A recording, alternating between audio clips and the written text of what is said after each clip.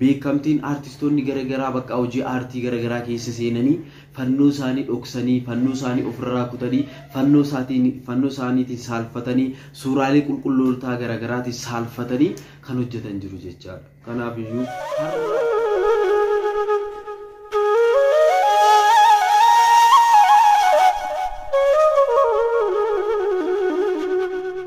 Abbaa kan ilmaa kan afura qulqulluu waaqayyo tokkoon ameen. Kabajamtoota maatii Kiristoos ijoolleen haadha keenya qulqulleettii Dubroo Maariyaam hundumti keessan kiristaanonni lafa jirtan maraatti nageenyi waaqayyo isiniif haa baay'atu. Akkam nagaa jirtu? Ani waaqayyoof haa galatu nagaa kooti. Egaa kun Sanbee TVdha. Sanbeen TV sagantaalee furaa garagaraa egaa qopheessee isin biraan gahaa jira. Kanaaf iyyuu isinirraa kan eegamu maalidha? Subscribe, like, share gochuudha. Namoonni yeroo jalqabaatiif haaraa dhuftan subscribe godhaa. Akkasumas immoo miseensonni keenya duraan turtan like fi share hin dagatinaa. Walumaa galatti like fi share hundi keessan hin dagatinaa jecha bakka jirtanitti arjummaa fi dhiifamni waaqa keenya araarsummaan Dubroo Maariyaam eegumsi ergamootaa kadhannaan qulqullootaa jaalalli duuka buutotaa hunduma keessan faanaa ta'u hunduma keenya faanaa ta'u. Akkam nagaa jirtu? Egaa guyyaan irraa guyyaa guddaadha, guyyaa kabajamaadha. Egaa baga guyyaa fannifamuu gooftaa keenya Iyesuus Kiristoos waaqa keenya waan hunduma keenya kan ta'e guyyaa fannifamuu isaatiin baga nagaan geessan. Harrigaa bitootessa 27 Maggaabitii 27 jechaadha. Maggaabitii Madaanalamii jedhamee bakka garagaraatti ni waamama. Egaa guyyaa irraa kana guyyaatti gooftaan keenya Iyesuus Kiristoos itti fannifamedha jechaadha. Egaa maatii Kiristoos fannoon gooftaa keenya Iyesuus Kiristoos guyyaa har'aa kanadha. Kan nuti itti yaaddannu jechaadha kan inni fannifame. Egaa abboonni keenya immoo maal godhanii egaa guyyaan fannifamuusaa waggaatti yeroo sadi kan nuti kabajnu. Tokkoffaan Kololeessa 27, lammaffaan immoo Bitootessa 27, sadaffaan immoo Tsooma keessatti gaafa inni fannifame gaafa sagadaati jechaadha. Gaafa fannoo gooftaa Yesuus Kiristoos bakka ba'aala siqlat jennee isa kabaju. Iftaansaa du'aa ka'umsa isaa ta'ee jimaata isaa kan kabajnu sun jechaadha. Egaa isas immoo fannifamuusaa yaaddachuudhaan gara waaqayyootti kan nuti itti boonyu, gara waaqayyootti kan nuti sagadaan, tsoomaan, kadhannaadhaan gara waaqayyootti guyyaa nuti itti deebinudha jechaadha. Egaan guyyaa har'aa kanas immoo guyyaatti fannifamuu isaati. Egaa fannoon gooftaa keenya Yesuus Kiristoos nuuf bilisa nu baaseera. Fannoon gooftaa keenya Yesuus Kiristoos gabrummaa jalaa waan bilisa nu baaseef, boojii seexanaa keessaa waan bilisa nu baaseef maal ta'e egaa gammachuudhaan ililleedhaan akka kabajannuuf abboonni keenya Kololeessa 27tti dabarsan jechaadha. Guyyaa kaleessaas laayiviidhaan dubbadheen ture jechaadha. Kanaaf iyyuu Kololeessa 27 sin kabajna, har'as ni kabajna jechaadha. Egaa abboonni keenya barnoota garagaraatiin ilillee garagaraatiin ni kabaju jechaadha, nu barsiisu jechaadha. Kanaaf egaa maatiiwwan waaqayyoo guyyaa kana egaa waan baay'een kan itti arganne, waan baay'ee kan itti jijjiirama guddaa guyyaatti finne, ibiddarraa gara jireenyaatti bakka badiirraa gara daandii sirriitti guyyaatti dhufnedha waan ta'eef nuuf kiristaanotaaf guyyaan kun guyyaa guddaadha, guyyaa gammachuuti. Kanaaf hundumti keessan biyya alaas biyya keessas kan jirtan martuu baga nagaadhaan geessanii isiniin jechuun barbaada. Egaa guyyaa har'aa kan immoo mata duree isaa irrattis akkuma argitanii kan nuti wajjin ilaallu egaa obboleettii keenya suura ishii irratti argitan kana ishii egaa maqaa namaatiin garuu as bahanii dubbachuunis illee gaarii miti, garuu jabina isaan agarsiisan bakka tokko tokkotti jabina isaanii yoo agarsiisne nuuf illee jabina. Amma fakkeenyaaf keessattuu anumarraa yoo kaasee wanta iddoo nama saalfachiisu tokko iddoo waan garagaraa yeroo deemnu amantaa keenyaan namoonni saalfannu illee ni jirra jechaadha. Dhugaan isiniin jedha. Kan yeroon isiniin jedhu maaliif isiniif kaasanii obboleettiin keenya kun egaa wantoota garagaraa ni beeksisti, hojii beeksisaa jechaadha. Kana malee immoo diizaayinera natti fakkaata, bakka uffata garagaraa ni beeksisti. Walumaa galatti gara aartii kanaatti sirriitti kan jirtu jechaadha. Karaa TikTokii, karaa YouTubeetiin ni beektu, keessatti iyyuu karaa TikTokiitiin kan isheen sirriitti beekamte obboleettiin keenya Maskii Mangee jechaadha. Egaa isheen kan isheen dhalatte yaaballoon natti fakkaata akka isheen jettutti Booranadha. Dubbiin ishees loqonni isaanii garuma achiiti jechaadha. Egaa dubbiin ishee keessaa baay'ee kan natti tolu keessaa Adaraa Maaramii Yaaballoo kan jettu tokko jechaadha. Egaa obboleettii keenya kanaaf ani ammas dhaamsas nan qaba. Ishiirraa immoo kiristaanota kan jedhamne keessattuu Oromoos taanee saba biraas haa ta'u keessattuu warri Ortodoksii taanee egaa miidiyaa irratti sirriitti mul'annu, miidiyaa gubbaarra hojjennu, gaazexeessitootas ta'uu danda'a. Bakka garagaraatti yuutuubiidhaanis bakka garagaraatti kan hojjennu hundumti keenya iyyuu fiilmii garagaraa keessas haa ta'u bakka garagaraatti kan hojjennu keessattuu warroonni cidha taasisatan cidha keessan irrattis haa ta'u bakka garagaraa warroonni jirtanii Ortodoksii taatan keessattuu obboloonni keenya shamarran dhaamsa guddaan isinii qaba. Ishiirraa waan barattan tokko isinii qaba. Egaa obboleettiin keenya kun keessattuu aartiin bara keenya kanaa egaa fannoo namarraa kutaa fannoo keessan baasaa baratti jedhamudha. Bara kiristaanummaadhaan ortodoksummaadhaan illee bara waan ta'e hin hojjennedha. Waan garagaraa argina jechaadha. Keessattuu televezyiinii EBS ni beektu. EBS bakka namoota meeqadha fannoo keessan baasaatii hojjedhaa jedhaan fannoo uffachuun hin danda'amu. Namoonni gadhiisanis sababa fannootiin namoonni gadhiisanis jiru.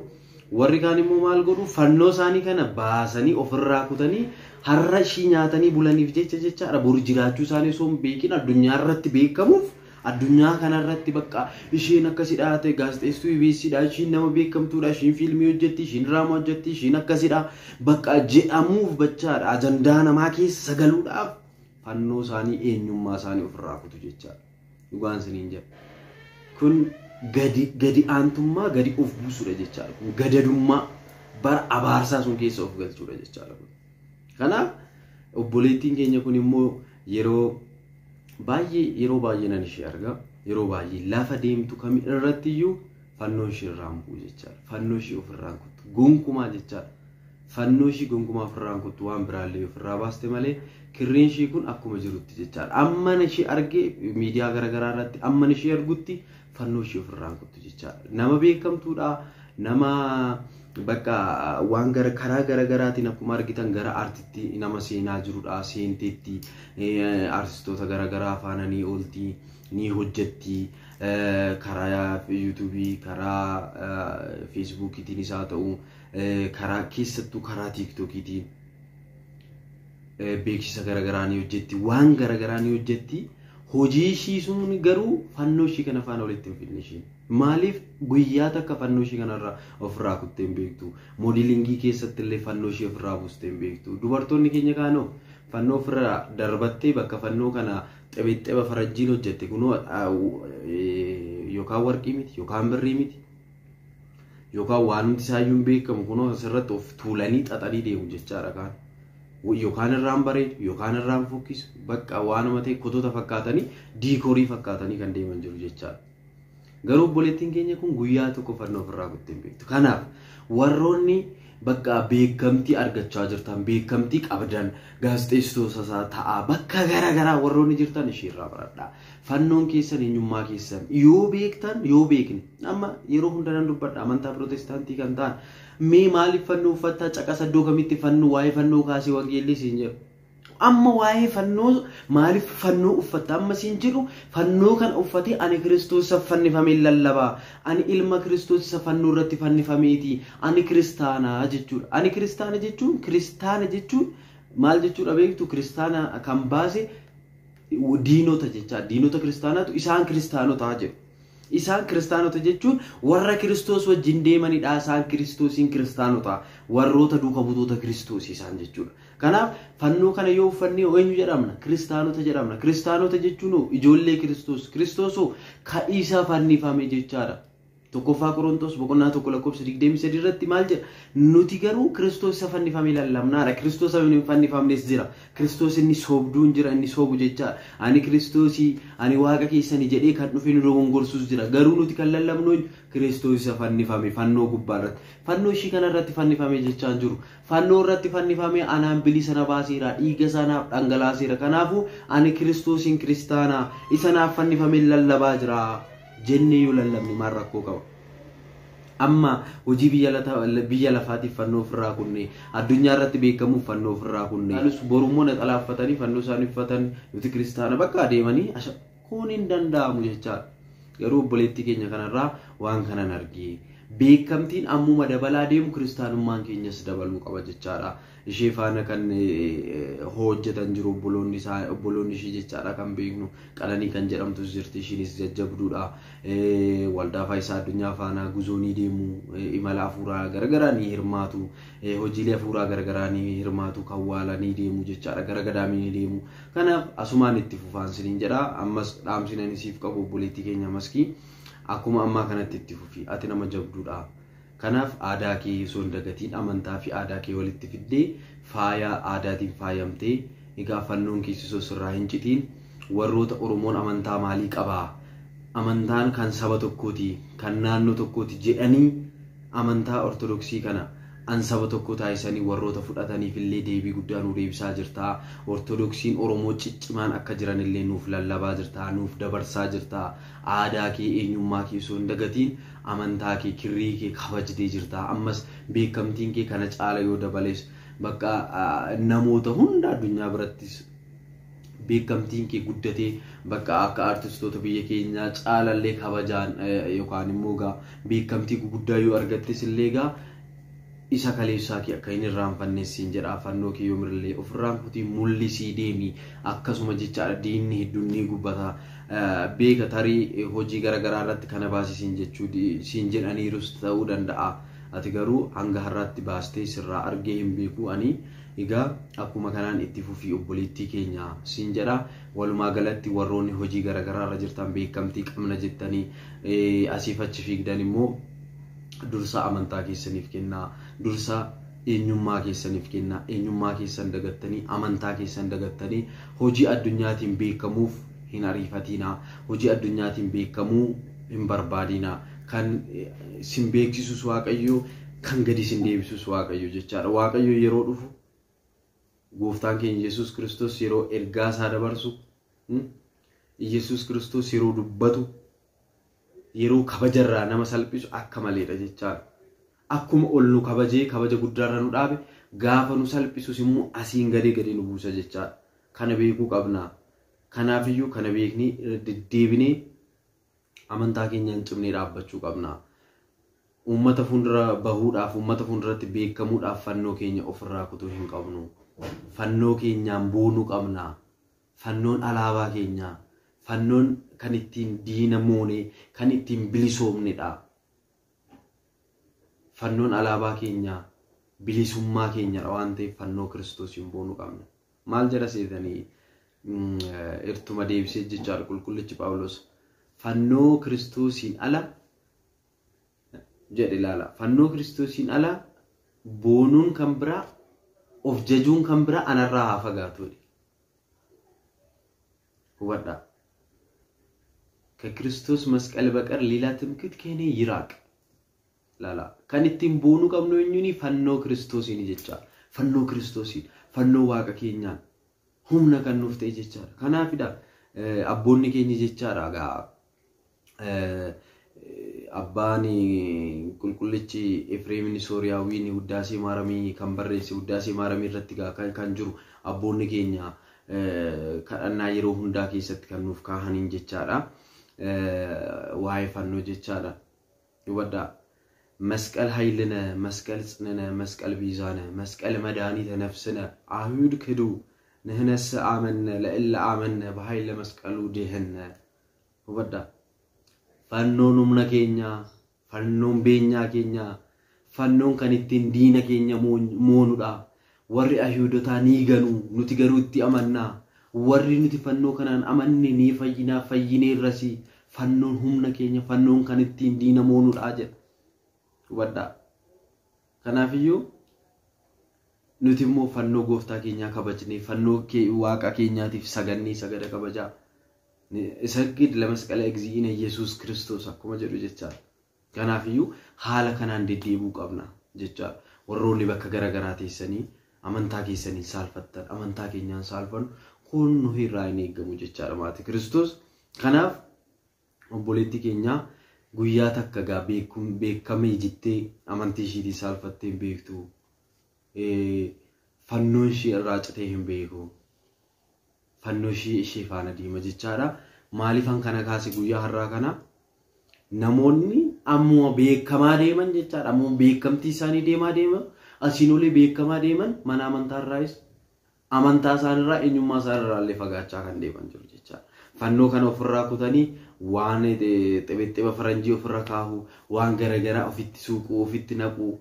San booda bakka fannoo sirraanfatanii anis akkasiin ture, ani akkasittiin faarfadha ture, ani mana amantaa akkasittiin tajaajila ture, akkasiin taasisa ture bichaadha jechaadha. Tureen garuu nama hin fayyisu jechaadha. Tureen sababan ta'u jechaadha maatii Kiristoos. Kanaafiyyuu turee jalaa Waaqayyo nu haa baasu. Egaa kanadha guyyaa har'aa kana gaa guyyaatti fannifamuun Kiristoositti kabajamu isiniin jedheera. Bitootessa 27 fannoo kanaan boonuu qabna moo fannoo kana ofirraa kutuu qabna? Baay'ee nama ajaa'iba jechaadha. Baay'ee nama ajaa'iba jechaadha. Fannoo ofirraa kutuu qabna? Fannoo ofirraa kutuu hin qabu. Gooftaan keenya Yesuus Kiristoos fannoo kanarra gubbaa taa'ee bakka nuti dheebochuu qabnu dheebotee nan dheebodhee jedhe. Hubadhaa. Bakka nuti beela'uu qabnu ni beela'e.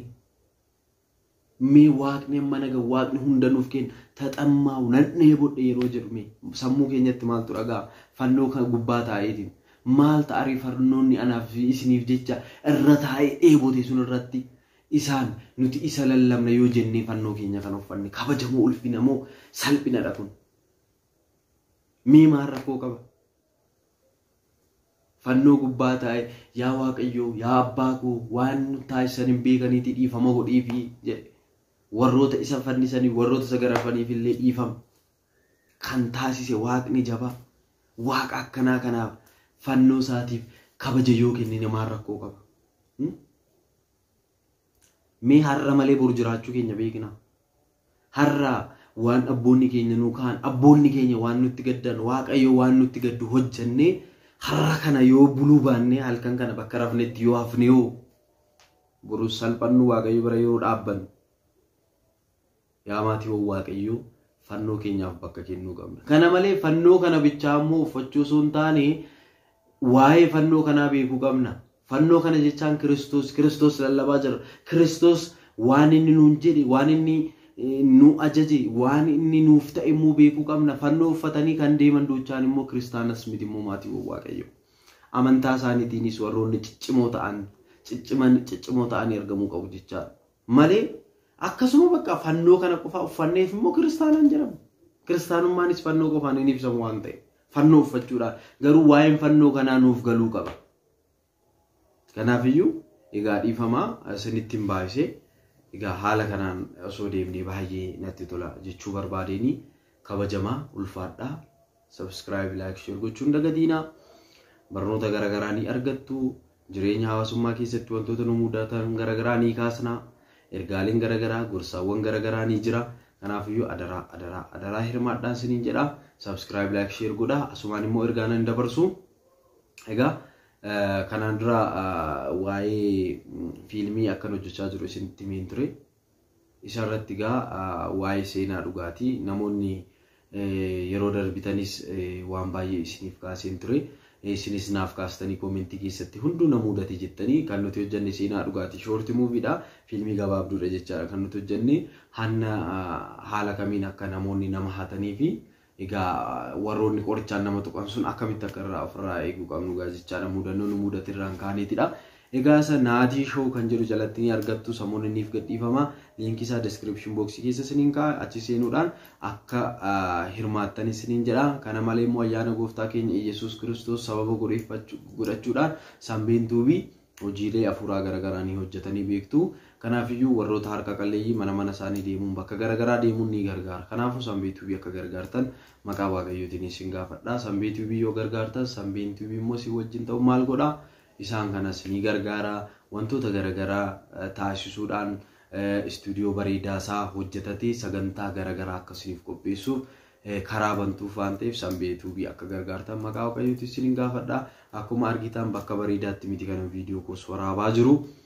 Kanaafiyyuu viidiyoo babbareedaa isaa iskiriiniidhaan duubni iskiriinii ta'ee akka isiniif hojjetamuuf egaa Sanbee TV akka gargaartan Sanbee TV bira akka dhaabbattan kana malees egaa Sanbee TV akkuma isiniin jedhee erga hojiilee hafuuraa garaagaraa kan isinii hojjeta waan ta'eef adaraa isiniin jedha. Kakaasii kan nu jalqabsiisis kan nu xumursiise waan abbootii keenyaa maqaa isaa kan kabajameef kan ulfaate nuuf haa ta'u. Egaa hanga ammaatti kan nafaana turtan obboleessa keessan faarfataa naati Akiliiluun ture. Egaa kabajamaa ulfaadha. Waaqayyo biyya keenya nagaa nuuf haa godhu. Uummata keenya hunduma isaanii nuuf haa eegu. Biyya alaas biyya keessas kan jiru jaalalaaf tokkummaa nuuf haa kennu. Kabajamaa ulfaadha. Ayyaana gaarii isiniif haa ta'u. Akkuma guyyaarraa kanaan nu ga'e guyyaa du'aa ifa du'aa ka'umsa akka nutti agarsiisee ትንሣኤከ ለእለ አመነ ብርሃነከ ፈኖ ዲቤነ ጀኔ akka faarfannu waaqayyo nu haa gargaaru kabajamaa ulfaadha. Ameen.